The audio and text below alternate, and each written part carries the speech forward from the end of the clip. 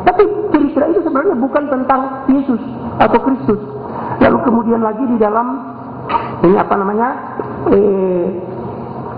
Profesor Alfred Elgar ya, di dalam bukunya ini di halaman 179 ya, saya bacakan.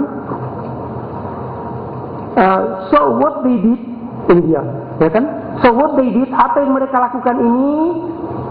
To search the Bible for passage. Dia cari-cari di dalam perjanjian lama, which they could reinterpret, yang kemudian mereka bisa tafsirkan ulang. Nah, masalah itu ayatnya sudah begitu ditafsir ulang, ya kan? Interpret a statement about the Messiah and which could be plausible taken as applied to Jesus. Lalu kemudian mengambil diterapkan kepada Yesus. Orang Yahudi tidak pernah mengakui Yesus itu sebagai Mesias. Mengapa kalau Yesus dianggap sebagai Mesias, yang dipromosikan Kristen sudah jadi Kristen semua orang Yahudi, ya kan? Mesias yang menderita, Yesaya pasal 53, itu bukan Mesias yang menderita, the suffering servant, hamba yang menderita, hamba itu bukan Mesias. Tidak ada di dalam konsep Yahudi. Saya punya bukunya, hanya saya terlalu berat datang debat di sini. Itu tafsir Taurat yang dibuat oleh orang Ibrani. Tidak ada konsep bahwa Mesias itu menderita. Ya kan, Mesias yang menderita itu tidak ada. Mesias itu harus menang. Tidak ada Mesias yang menderita. Siapa Mesias yang menderita? Ciptaan Paulus. Hai kamu orang Yahudi, Mesiasmu itu tidak menang, Mesias sudah disalib. Makanya orang Yahudi bilang, wah ini Mesias palsu karena disalib. Saya tidak mau terima. Makanya Al-Quran mengatakan, ya ahlal kitab, hai orang-orang Yahudi, orang Kristen, la taghlu fi dinikum, jangan kamu berlebih-lebihan dalam agamamu. Kamu Yahudi mengatakan Yesus itu nabi palsu, jangan. Kamu hai orang Kristen mengatakan Yesus itu Tuhan, jangan. Wala taqulu 'alallahi illa al-haq.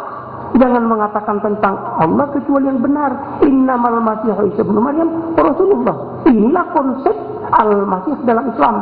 Konsep Mesias dalam Yahudi, konsep Kristus dalam Kristen. Jadi konsep Mesias dalam Yahudi ini tidak mengenal the suffering Messiah. Tidak ada cerita suffering Messiah. Jangan kita mengada-ada. Yang ada adalah suffering servant. Hamba yang menderita, dan hamba itu bukan Mesias. Oke, terima kasih. Silakan, kami persilakan untuk bertanya kepada Bapak. Silakan. Saya mencoba memahami apa yang Bapak sampaikan, apa yang Bapak tulis, tetapi ada satu kebingungan. Kalau kita berdiskusi, kami berpijak pada ini, Pak. Nah, Alkitab kami. Tetapi dalam tulisan-tulisan atau yang dibahas tadi, maka Bapak seperti mengacak-acak. Jadi yang baik diambil, yang pas diambil untuk referensi, tetapi yang mendukung ditolak, katanya itu tulisan Paulus. Jadi kadang-kadang Bapak mengutip satu ayat di dalam Alkitab ini untuk referensi, tetapi kemudian di sisi yang lain, kalau ayat itu mendukung Yesus adalah Kristus dan itu bertabur di Alkitab ini, Bapak katakan itu tulisan Paulus palsu. Jadi bagaimana Bapak bersikap tentang Alkitab ini? Kok seenaknya seperti orang bertinju, harusnya bertinju tapi mau gigit, mau nendang, jadi membabi buta. Ya, yang cocok diambil, yang tidak cocok dipakai untuk nyerang. Oke, cukup satu menit. Silakan menjawabnya. Mungkin ada yang ingin memberikan tanggapan tentang tadi? Nanti ada tanggapan nanti. Terima kasih. Jadi kami bukan seperti itu, ya. Apa yang kami jelaskan itu bahwa Kristus versi Paulus sudah seperti itu aslinya Paulus. Kami tidak mengatakan palsu, itu aslinya Paulus yang telah memelintir ajaran tauhid, ajarannya Nabi Isa. Bapak mengatakan bahwa kami meyakini Alkitab. Bapak berputar-putar, Pak, ini debat ilmiah, bukan gereja. Kalau Bapak berkhotbah di gereja, mulai buka Matius, buka Lukas. Tapi sekarang Bapak berdebat dengan saya seorang Muslim. Bapak harus berikan bukti bahwa itu benar. Karena di Al-Quran berhamburan bukti-bukti yang mengatakan bahwa itu salah. Itu, ingat Pak, kita debat ilmiah. Oleh sebab itu, kalau saya kira bapak-bapak ini juga sarjana. Tidak mungkin Bapak sarjana kalau hanya membaca Alkitab. Tidak bisa sarjana, tidak bisa master. Bapak Cahyadi tidak bisa dapat doktor kalau masuk bikin disertasi cuma Alkitab, Matius, Lukas, tidak bisa Pak. Mesti kutip buku seperti apa yang saya lakukan. Marilah kita berdebat ilmiah, jangan berkhotbah di gereja. Kira begitu Pak. Oke, ya, ini ada waktu buat Bapak. Enggak, klarifikasi dulu soal ini. Nanti sekaligus ini langsung disanggah oleh Bapak. Waktu 3 menit, silakan. Enggak, ini saya klarifikasi tadi. Enggak, sekaligus saja Bapak pergunakan waktu 3 menit. Jadi begini, kalau Bapak menganggap seperti itu, apa tidak salah saya beranggapan bahwa Pak Sani ini menganggap Alkitab kami salah semua. Sehingga saya mau bertanya, jadi yang ditanyakan itu belum dijawab. Kalau di dalam surat Quran itu dikatakan juga beriman pada Taurat, Zabur, dan Injil. Taurat yang mana, Zabur yang mana, Injil yang mana? Apa mau bikin sendiri? Bab Injil yang kami percayai, yang ada sebelum Al-Quran itu ini.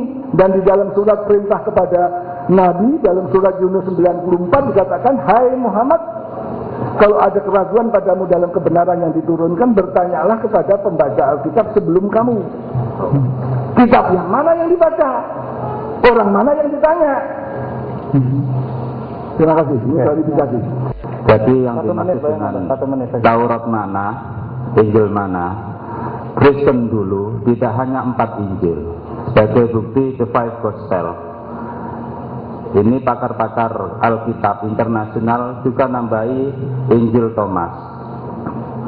Juga ada Injil Bartolomeus dan lain-lain yang sekarang dinyatakan apokrif oleh orang Kristen. Nah, sekarang Injil yang mana diimani oleh orang Islam? Yang diimani oleh orang Islam adalah Taurat dalam arti firman Allah yang disampaikan kepada Nabi Musa alaihissalam. Sedangkan Injil itu adalah firman Allah yang disampaikan kepada Nabi Isa alaihissalam. Sedangkan Taurat yang ada di sini bukanlah firman Allah. Kami bisa membuktikan. Yang kedua, dan Injil ini bukan firman Allah, melainkan ini adalah catatan sejarah kehidupan Nabi Isa alaihissalam. Kalau tadi pada makalahnya Pak Cahyadi disebutkan bahwa Yesus itu adalah firman yang hidup, berarti Injil ini perlu dilengkapi karena Injil kehilangan jejak masa remaja Yesus. Terus siapa yang memiliki otoritas untuk melengkapi? Itu aja, terima kasih. Jadi saya tetap pada tanggapan bahwa kita tidak bisa menyalahkan satu hal sebelum kita menemukan apa yang benar. Kalau memang Injil yang ada di dalam Alkitab itu dianggap salah, maka harus dicarikan apa yang benar. Karena jika tidak, maka kita akan mengalami kebingungan ketika kita menghadapi fakta-fakta yang saling bertentangan. Misalnya, seandainya kita tidak punya referensi orang-orang yang hidup di zaman Yesus atau Isa Al-Masih, dan kita menggunakan referensi dari orang-orang yang hidup 500 tahun kemudian, maka kita akan dibingungkan dengan satu fakta atau beberapa fakta. Misalnya, di dalam kitab Quran buku 19 ayat 28 dikatakan bahwa Maria ibu Yesus itu adalah saudara perempuan Harun. Padahal Harun hidup jauh sebelum Yesus. Kemudian dalam ayat yang ke-22 dari kitab yang sama dikatakan bahwa Maria melahirkan bayi Isa sendirian tanpa suaminya di bawah pohon kurma.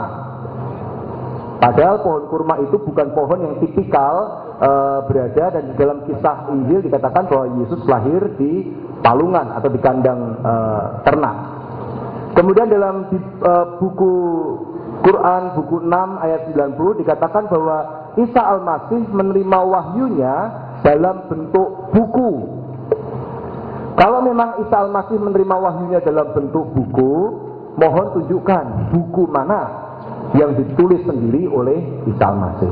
Dengan demikian kami merasa perlu tetap memegang kitab-kitab Injil yang ada di dalam Matius, Markus, Lukas, Yahya untuk mereferensikan kisah tentang kehidupan Yesus yang setepat-tepatnya daripada kita menggunakan sumber yang ada 500 tahun sesudah Yesus dan kurang akurat.